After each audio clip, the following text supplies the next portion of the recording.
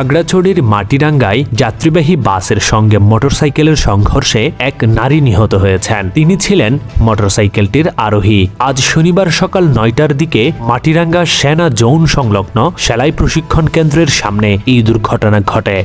চট্টগ্রামের লোহাগাড়া থেকে এক শিশুকে অপহরণের পর একটি আবাসিক হোটেলে আটকে রেখে ধর্ষণের অভিযোগে এক মাদ্রাসা শিক্ষককে গ্রেফতার করেছে পুলিশ।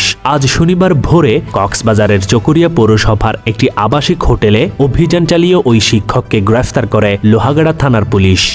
চট্টগ্রাম প্রকৌশল ও প্রযুক্তি বিশ্ববিদ্যালয় তথা চুয়েট শাখা ছাত্রদলের খসড়া কমিটিতে থাকা 9 শিক্ষার্থীকে কারণ দর্শানোর নোটিশ দিয়েছে বিশ্ববিদ্যালয় প্রশাসন।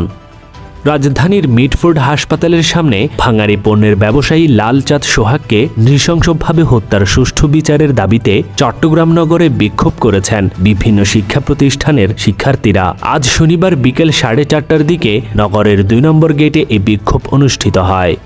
চট্টগ্রামে সর্বশেষ 24 ঘণ্টায় আরও 23 জনের শরীরে ডেঙ্গু ভাইরাস শনাক্ত হয়েছে। আজ শনিবার বিকেলে চট্টগ্রাম জেলা সিভিল সার্জন কার্যালয় থেকে পাঠানো প্রতিবেদনে এই তথ্য উল্লেখ করা হয়েছে।